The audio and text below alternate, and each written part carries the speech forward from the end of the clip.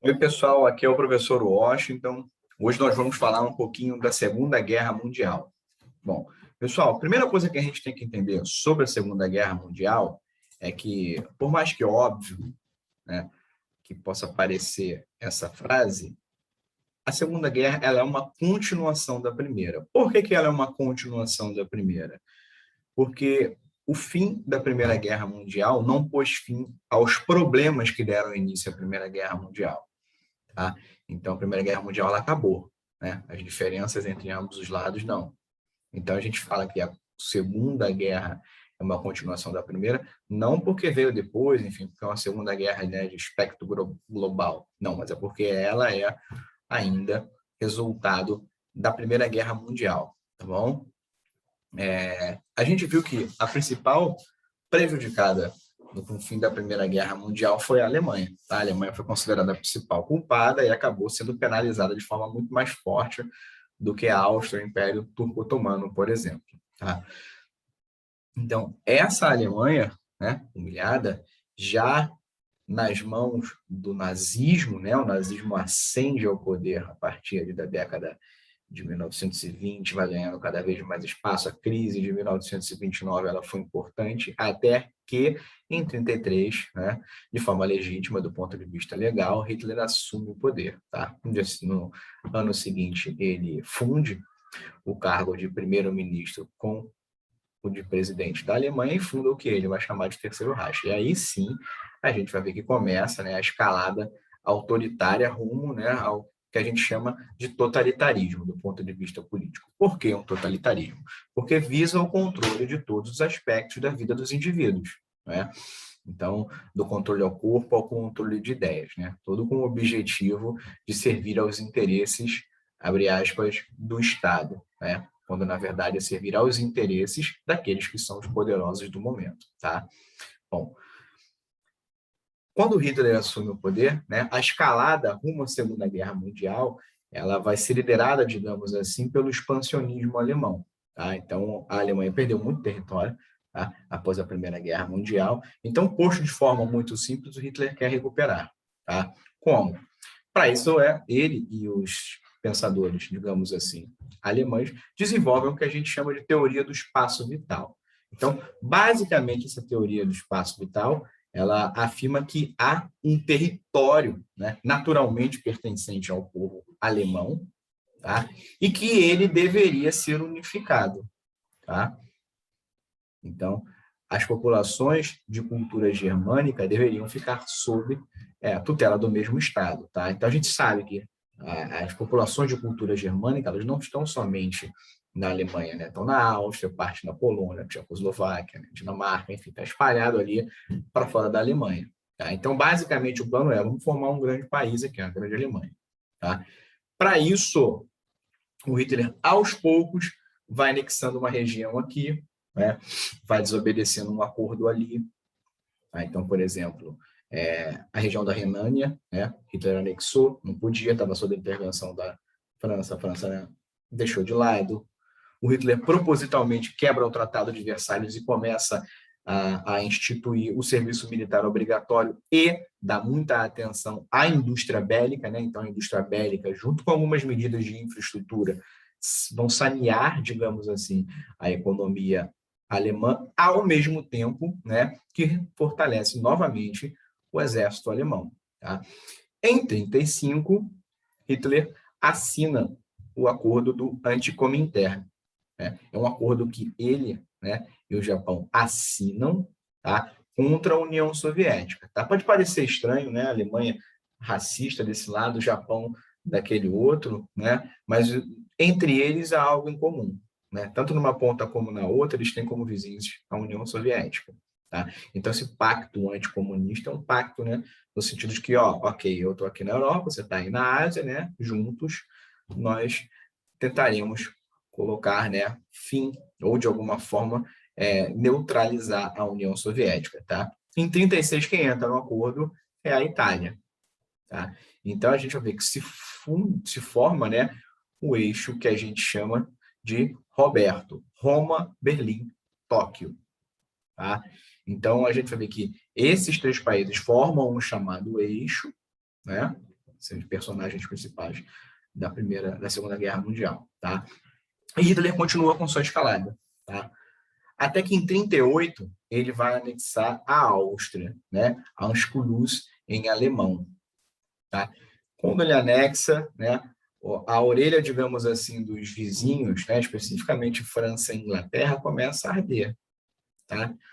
Só que a gente vai ver que essa política do apaziguamento, pessoal, ela é muito ambígua, né? A gente não sabe meio por quê.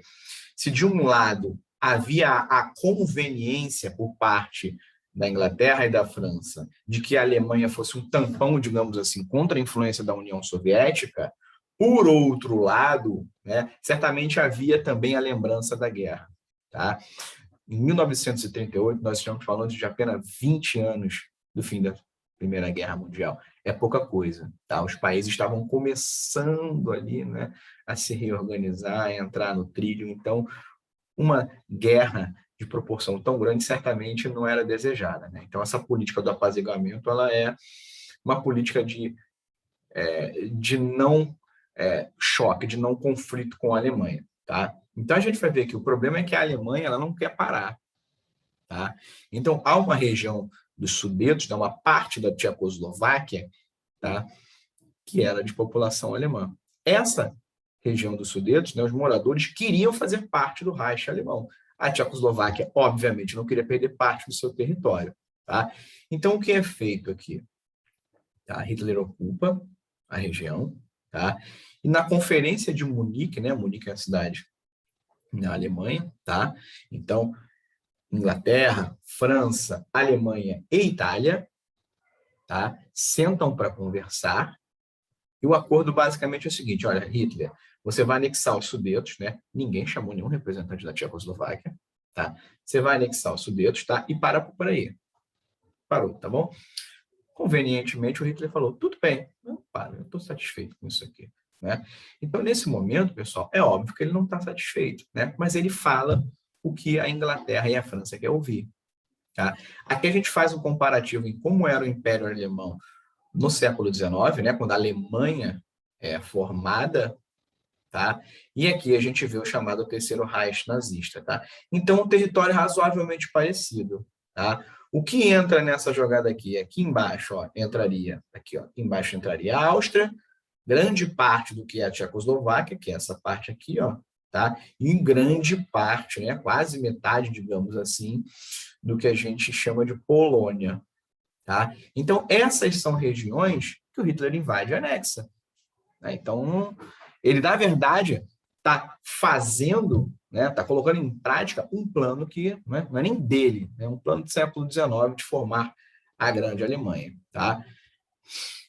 Bom, para isso, né, para que o Hitler conseguisse pôr em prática os seus interesses, seria necessário também, né, conter o vizinho muito forte, que é a União Soviética. Tá? Então, nazistas e comunistas se odiavam por motivos, né, de um ser extrema-direita, outro extrema-esquerda. Tá? Então, do ponto de vista político-ideológico, eles se detestam. Tá? Porém, o que Hitler faz? Né? Estarem ressabiados aqui para lá, bom, eles estão anexando aqui, o que acontece? Estão fazendo trato com a França, com a Inglaterra.